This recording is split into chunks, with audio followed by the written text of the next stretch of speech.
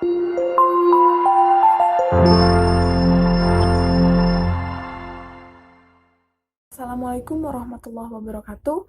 Perkenalkan, saya Resa Apriani, NPM 110.117.001 dari Prodi Hukum Keluarga Islam, akan mempresentasikan hasil artikel saya yang berjudul Analisis Putusan Hakim Terhadap Saksi Perceraian Menurut Hukum Keluarga Islam, Studi Kasus Pengadilan Agama Cilacap.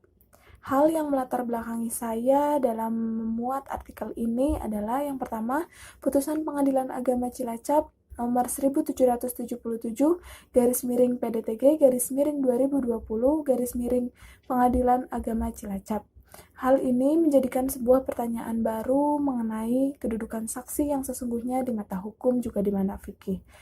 Selanjutnya, pasal 39 ayat 1 Undang-Undang Nomor 1 Tahun 1974 telah mengatur jika sebuah perceraian hanya dapat sah di mata hukum juga negara jika diputuskan di muka pengadilan yang sebelumnya telah mengadakan perdamaian antara kedua belah pihak. Jika perdamaian gagal, barulah hakim akan melaksanakan persidangan. Ketika prosesnya, dalam persidangan ada yang namanya hukum acara perdata. Di dalamnya memuat alat-alat bukti berupa saksi. Karena COVID-19, pihak penggugat tidak dapat melampirkan alat bukti saksi. Pihak penggugat hanya melampirkan alat bukti surat berupa duplikat akta perkawinan dan kartu tanda penduduk. Sedangkan dalam peraturan pemerintah pasal 22 ayat 2 tahun 1975 telah diatur jika sebuah perceraian dapat diterima jika penyebab dari pertengkaran tersebut telah diketahui dengan jelas dan telah mendengar keterangan dari pihak keluarga atau orang terdekat dari suami istri tersebut. Oleh karena itu, peneliti tertarik menulis artikel ini.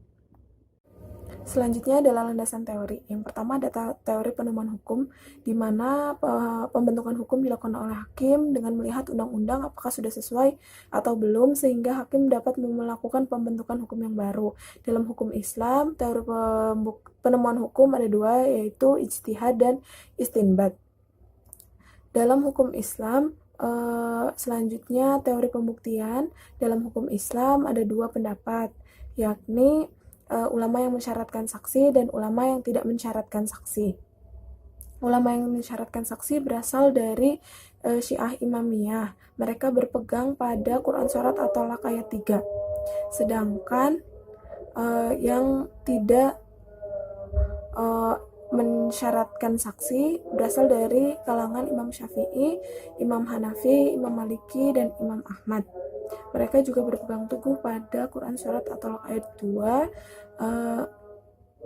yang di dalamnya berpendapat bahwa perceraian merupakan hak prerogatif dari suami sehingga tidak perlu mendapat persetujuan dari seorang istri. Nomor 4, yakni teori penegakan hukum, yakni lembaga-lembaga yang berwenang seperti hakim, jaksa, polisi, dan petugas lembaga permasyarakatan. Selanjutnya, bab 4 mengenai hasil dan pembahasan.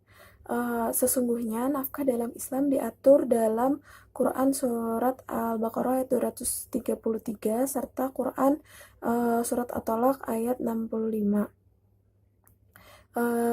Dalam hal ini, tergugat tidak melaksanakan kewajibannya sebagai seorang suami dengan memberi nafkah yang ma'ruf kepada penggugat dan juga anaknya. Sehingga menurut analisis penulis, telah tepat tindakan penggugat untuk menggugat tergugat ke pengadilan agama.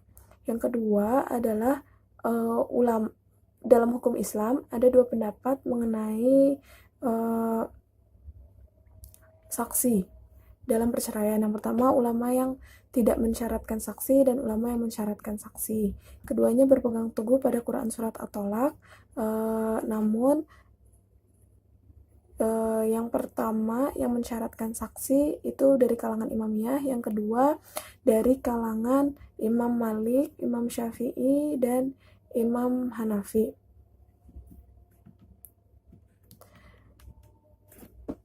Selanjutnya adalah pertimbangan hakim. Pertimbangan hakim dalam hal ini karena tergugat telah dipanggil secara ma'ruf namun tidak hadir, maka putusannya first take. Setelah itu penggugat membuktikan dalil-dalilnya hanya dengan alat bukti surat saja, sedangkan tertera jelas pada Undang-Undang Nomor 7 Tahun 1989 tentang Peradilan Agama bahwa jika perceraian tersebut karena syikok atau pertengkaran, maka harus dilampirkan alat bukti berupa saksi. Berikut merupakan kesimpulan dari artikel yang saya buat. Sekian presentasi yang dapat saya sampaikan, kurang lebihnya mohon maaf. Wassalamualaikum warahmatullahi wabarakatuh.